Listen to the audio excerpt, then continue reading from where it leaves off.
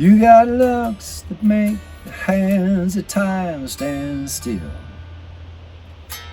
All those men you hide, but you never get your fill. Then the night comes and you try to hide away, running far and fast, and the dawn would make you stay.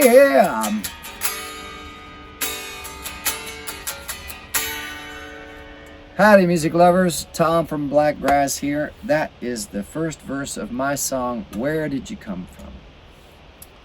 I love playing that song, but I don't always get to do it because it's kind of a medium tempo song that picks up in it, which works sometimes, but sometimes I've got crowds that just want to keep on dancing. So it just depends on what happens with the show, whether I play it or not. But it is one of my favorites to play because the style is just kind of really country, rock, southern rock, classic rock mix, almost Eagles and Crosby, Stills, Nash Young kinda, but yeah, it's just a fun song, basically talking about a fella who was in love with this lady who has moved on. They've been separated for a long time, but she's always calling back and checking in with him, talking about where she's going off to now and what she's doing next, and can never seem to settle down, has never found peace, right? So that's one of the reasons I like that song. But basically, I just wanted to get on here and talk about being on the road a little bit more from the perspective that, there's always something to do. Every single day, there's another piece that you've got to work on. So if y'all are following us, you're probably noticing that we've got a lot of content that's going out, besides even just this guitar and gab stuff. The lyric videos, the music videos, the small live clips. Now we're doing the live shows every Tuesday. Plus, at the shows, when we can, we start doing live streams from the shows and then sharing them later as well.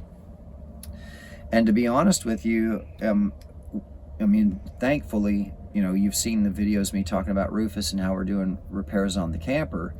That's becoming less and less. It's becoming more of an optional, okay, we'd like to do this because it would make life a lot easier while we're out here. But most of our time, probably 99% of our time is spent focusing on either getting the show or promoting the show or just promoting the brand, and then still trying to, practice, stay on top of my chops, write new songs, finish recording other songs, and getting some songs that are basically written but ready to getting them ready to play out, so that I can determine if they're strong enough to stay in the set list and or get finished as a studio version. So I've got about 6 or 7 songs right now that I'm playing out live that are not finished being recorded and you can only hear live. And that doesn't even include trying to, stay on top of merch and stay on top of, when you need batteries, you got to order batteries, 9-volt batteries for the acoustic, or if you need a 9-volt battery for something else, just even getting, I have nose hair clippers that needed batteries, and it's like, oh, this is horrible. I'm grossing my lady out with nose hairs coming out, and I can't trim them because we haven't had time to stop and just get AA batteries at a store that don't cost $100 for 2 batteries. They're gouging you at the stores too. And so when you're on a budget, you're always looking for those good deals, right? So, and then when you finally do have the time to order something or you need something, well, now you got to find a place to get it shipped to, right?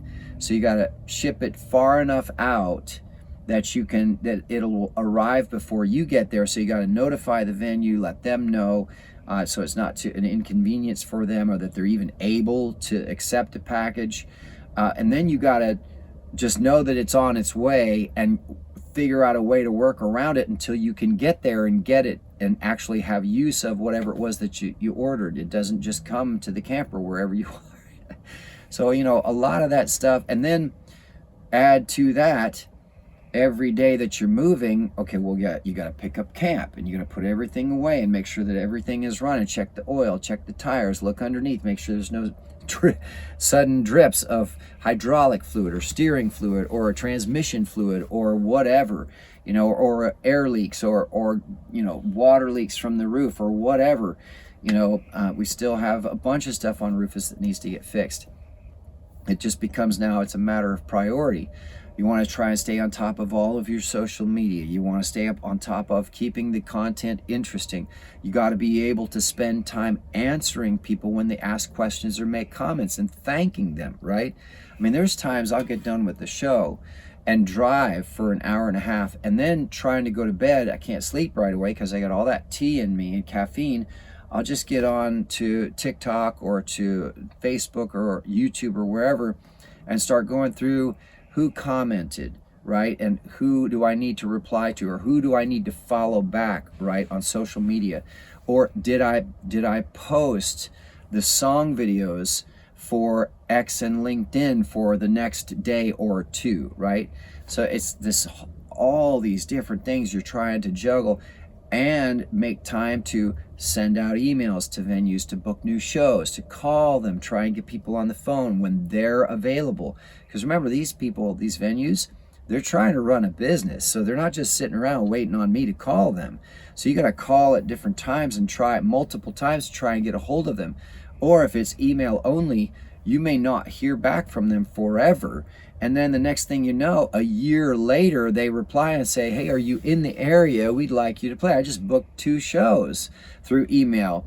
And it was like, I had been trying to reach that guy for like a year. And all of a sudden he came back with, hey, I saw you're going to be in the area. Can you do these? Here are the dates that I have. And I said, well, I'll give you a discount if you book both of them. He said, book them both. We want you. Right through email. So you never know when that's going to come back. So you got to make sure you keep throwing that line and hook out there as often as possible, because you just never know when it's going to happen. Now, another thing we're having happen is that, especially with the West Coast stuff that we're shooting for, like New Mexico and Arizona, some folks are getting back that they're booked already for the time frame we're coming through, but they really like the show. So they want to know when we're going to be back in the area that we could actually do something. Or they're an outdoor only venue. And so weather in their areas, just like Texas, with the way winter falls, it could be November, December when winter hits, or December, January, February. It's a little fluctuating. So, I mean, they could be, oh, wait, we're having really good weather this month. Let's book everything last second, because you really can't plan until winter is over. Right. And we could be 3 states away by then. Now, see, that's another really interesting thing hidden going into the second year now more, is we're starting to have a better vibe for each area, each of the 22 different states we've gone into. That was my phone. and it's 22 now that we've been to. We're getting a better vibe for when the best time is to be in those areas. Like this time last year, we were freezing our butts off in Kentucky and Tennessee and southern Ohio, and it was cold. Well, this time we made it down to Georgia and South Carolina and North Carolina, and it was far more mild. In fact, we got out of North Carolina just in time to get down into South Carolina, to get down into Georgia, where it's just gorgeous weather. I mean, it's just beautiful. We just did a video on fixing Rufus and didn't mention that the sky was blue. It was sunny but cool, a nice breeze. I was working outside and it was very comfortable. A month from now, last year, we were actually in Alabama in a Love's dealing with the air brake system. So that's when they got the random weird hit. Cold. Because I remember we had topped off for LPG, for the generator and for heat up in Tennessee, and even the people in Tennessee are like, this is not normal temperatures for us. We get winter, but nothing like down below freezing. That was when I was under with Marty, wasn't it? Yeah. And then the other challenge with that, even if you're with an RV park, they're aware of it, but even RV parks can have issues. So a lot of the places like the Loves and them turn their water off and won't turn it, because I mean, and they turn it off with good reason, because it will freeze, because the pipes have to come out and come up and out of the ground in order for us to flush or get fresh water. but then they are afraid to turn them back on right away because there could still be blockage from not even a wind chill, but just it hasn't all fully melted because it's still kind of cold out, and that can cause damage. The other thing with turning pipes back on is if it did freeze and they don't know it, they'll know when they turn it back on because there'll be a leak. And that's, for a big business like a Love's, that's a lot of money to fix because they've got pipes going all the way out to the trucks and all the different truck spouts. When the big rigs get their gas, they can put water in radiators and things like that too. And they don't insulate like RV parks, but even RV parks, for as much as you insulate, you can still have a challenge. Sure. Like with Rufus, we have a lower blower, heater that's just to keep the pipes in the fresh and regular pipes water warm enough so they don't freeze while we're sitting still, even if we were at an RV park, because there's wind that goes underneath the Rufus, and that's where some people get those skirts that wrap around. But even with that, it still could get cold enough. I mean, I'm glad we're not in like Alaska. Well, we did a video where we talked about that. I found the one wire detached, put it together, tested it. And this last time when it did get cold, when we were in South Carolina, that was why we plugged in, because the batteries were a challenge and we knew it was going to be cold. So we found a Harvest Host at Anthony's in South Carolina. Lexington, yeah. It was Lexington, South Carolina, and they let us plug in. That's where we played on that Sunday and then Monday. We did two shows back by popular demand at Anthony's. But that's exactly where we used that lower heater. And it was really nice too. You could tell the difference when you we tested it because we wanted to test it. It's like, if we're going to test it, we're plugged in, so we're safe. We were plugged in, but here's the best part. When it runs, not only does it keep your water tanks and pipes from freezing, but it keeps the floor above that area in the camper warm, so that when you walk from the bedroom to go into the bathroom to go to the bathroom in the middle of the night, or when you're getting up early in the day and you want to wash up, the floor is still warm even though it's cold outside, because all that warm air down below is now coming up through the floor. So it's really super cool that works now, but you need enough electricity to be able to turn it on safely if you're dry docking. Well, now we got that battery. So anyway, my point of this video was to kind of talk about how it can feel overwhelming to stay on top of everything. I mean, and Martha's the same way, because she does her writing on the road. In fact, sometimes I'll be driving and she'll be over here sitting, typing, writing her books, because she finally has time to think about it and she's not exhausted from a long day of other Blakgraz stuff, right? Well, it's not just the Blakgraz stuff. Then there's also the cooking and the meal prep and the finding of the food, finding the gas, finding when we need to get LPG. Do we want to go plug in? Do we not want to be able to plug in? Dishes and laundry. And if we need to suddenly pick something up, do we have the means? Because we don't have another car, but even that, there's no point in pulling something when we're mobile and we're able to fit everything in. But it's still, you can't be a panster with this. I mean, unless you've got panster? Yeah, like, you don't plot and plan things. It's just randomly, like in the moment. Oh, okay. Unless you've it's pantser when it comes to like writing, where the story unfolds as it unfolds. You don't really plot points out. Okay. But you have something new, just so you know. You have to have some ability to schedule and to plan, and also leave enough room for stuff to go wrong or not enough time to do something. Oh yeah. Because you move slower and a variety of other things. Well, yeah, everything with Rufus is slower, so we always shoot to get to shows at least 2 hours early. And thank goodness we did this last time, because we hit a lot of traffic in Atlanta. So we still had an hour and a half to set up, but it ate a half hour up of the time that we thought we would have. Well, that's exactly why we do it. Yeah, if we had left at night, like right after rush hour traffic, it would have only been an hour and a half. For like 68 miles, but because it was during the day, even with leaving early before rush hour, it was an extra hour drive for no reason. Well, plus we were going certain ways because, as always, you don't go anywhere in Rufus in the camper unless you're doing things along the way. Hitting grocery store, hitting laundry, picking up this from Napa, buying batteries over here, getting your hair cut here. So you're always on your way to somewhere, but you're doing things on the way. And that's you what she's avoid talking about, planning, right? And you check your routing too, because there's only been twice where we're like, oh, let's take this back road, and then there's a covered bridge. Yeah, oh, you got to watch out for that. That's just a height thing with Rufus. But it's something to be aware of. So this is what we're learning at this point in the tour, is what our preferences are, and what our needs are, and our real true needs are, but also how to manage all of the priorities that are immediate, right? There are a lot of priorities that are immediate. I have to change strings. I have to practice. I have to maintain the equipment, or I can't put on the show. We have to maintain the camper, or we can't get to the show, right?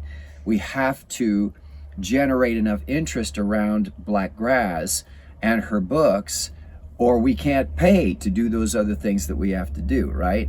So, that's why these videos are so important. That's why it's so important that people are listening and commenting and helping out with supporting with thumbs up and even the thumbs down. At least it's an interaction. Fine, if you didn't like it, we're not your cup of tea, no biggie. I'm not everybody's cup of tea, and I'm okay with that. So everything helps though, but it can feel overwhelming, but I would never complain about it. People ask me many, many times throughout my career, so what's your favorite part of doing music? What's your favorite part of being a musician, especially a professional musician? And every single time the answer has always been the same. All of it. Even the headache, even sometimes the grief and the frustration. I was in this band called Shoot the Moon a long time ago, and those guys drove me nuts. They would they'd make the weirdest decisions. Why yes to this and no to that, and why are we playing here and why are we doing that? Drove me nuts. But that tension created some of the best shows and some of the best original music I've ever been part of. Great performances, intense, powerful music, right?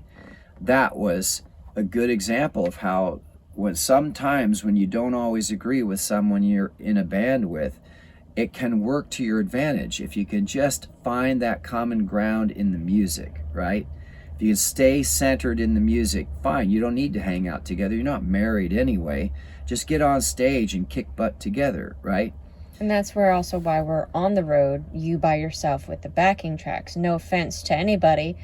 We want to eventually be at a point where you can hire people to be behind you, because that's why it's called Blakgraz and not Tom Sweeney.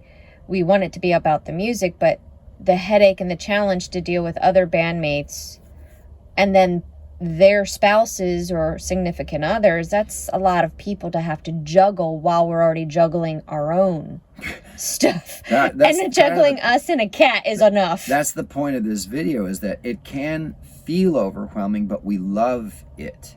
That we see the progress, we see the growth, and so we're excited about the future, right? But if we had to deal with band members too, I'm not sure we would make it. And not just because, and this isn't just about controlling the way the music sounds, because I am a control freak and I know that. But I'm also very appreciative of having band members who are really talented and add themselves to it too. I've always encouraged that, but I've also had always a very clear vision of what I've wanted for my own music. So what I'm looking forward to is when I finally get to the point where I can hire musicians who are the best at what they do and love the idea of touring and playing for 3 or 4 hours without taking a break, because they're just so excited to play anywhere to any size crowd without any complaining, because they just love it, and I'm paying them well enough that they're happy and their families and bills are taken care of too, right? See, that's another important thing to me, is I'm tired of having projects where people were losing money or not making enough that they had to do other things, and then the other things always become more important. And I would start to resent the fact that those other things became more important than what we were trying to do, because, well, I'm trying to build this project. Why aren't you focused? Oh yeah, you got to pay bills. Okay, well, I can't be mad at you, but man, come on. Well, that, and then there's I saw another musician or somebody talk about, they're like, well, when you really, really want something, there's certain sacrifices you have to choose if you want to make. And like for us, we don't engage in a lot of the holiday stuff or birthday stuff.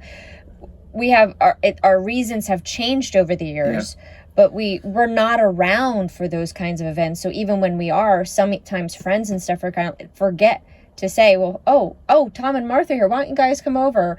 Not that we're expecting it or anything, but we really just, we're at stores. I'm like, oh, it's Christmas stuff out now. Oh, it just, it doesn't. That happens in January. Yeah. But I mean, it's a very different take. You have to be, especially, and this is grassroots for Blakgraz. There is no label. There will never be a label other than what you decide for you and for us in this family. There will never be a third-party label in any regards to this. So that's where, how bad do you want it? Kind of like that comedian. He said, oh, I found out how bad I wanted to be a boxer once I really boxed somebody who really, bless you, Hannah, who really wanted to be a boxer. Yeah, exactly. So how bad do you really want it? Are you willing to be away from family all the time? Are you willing to keep writing and practicing? And when you're exhausted, to practice until you can barely keep your eyes open, or till your fingers hurt so much that every time you just try to type a response or even eat, everything aches? I mean, right now I'm achy because we worked on Rufus and put that new battery in. And so I'm tired. It was a long day. We drove. We were up a little early. We were up a little early, and it was a late night last night. It was a very intense show last night, too, because people were having a good time. But I need to practice. I did posts, and now we're doing these videos.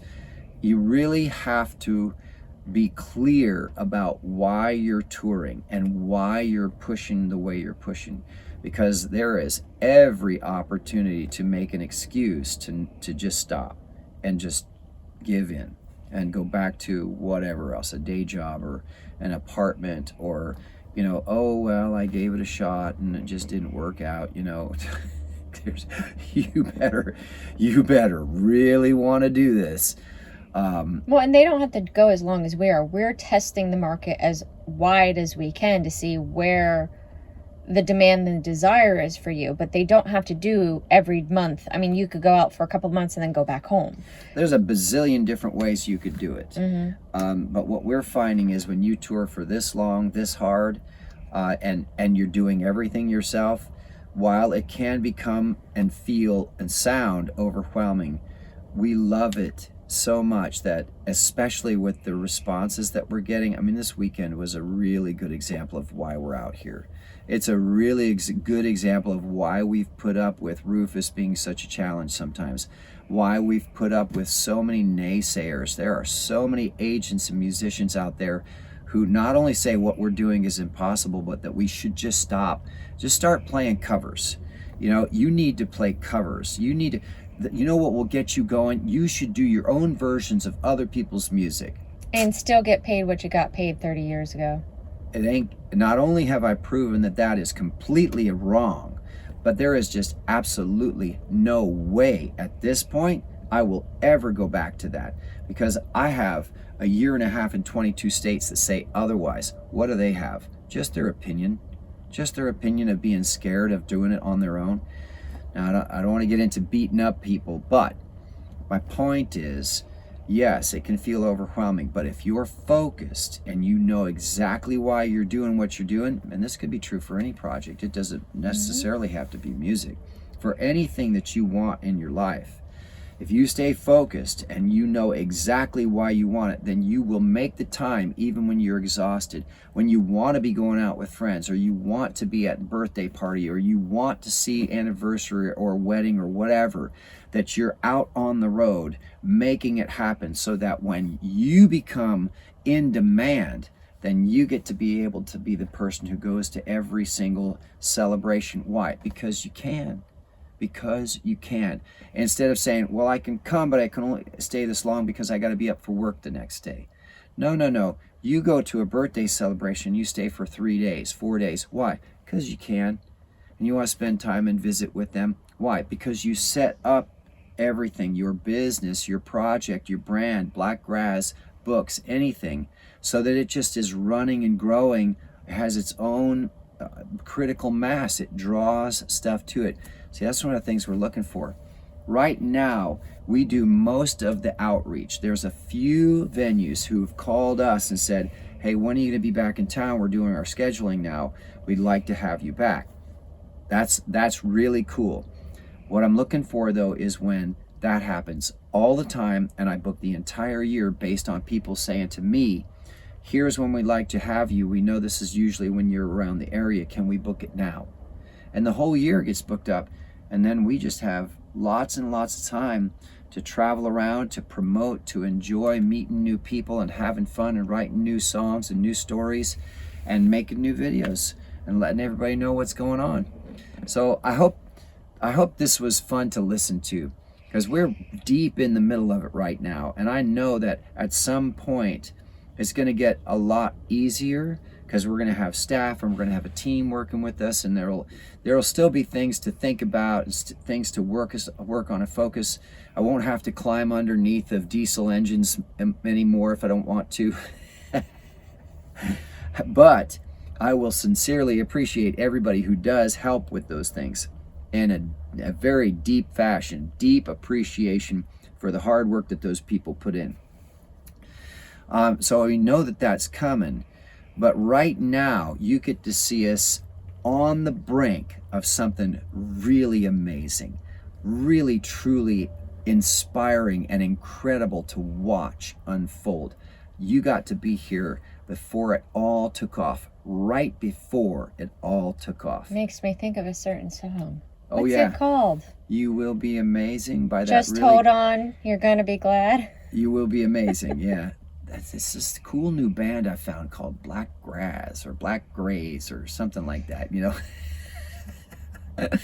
That's always fun. How do you say this? Blakgraz or Blakgraz or what is that? But what's also fun is explaining how the name came about, but we'll do that at a different time.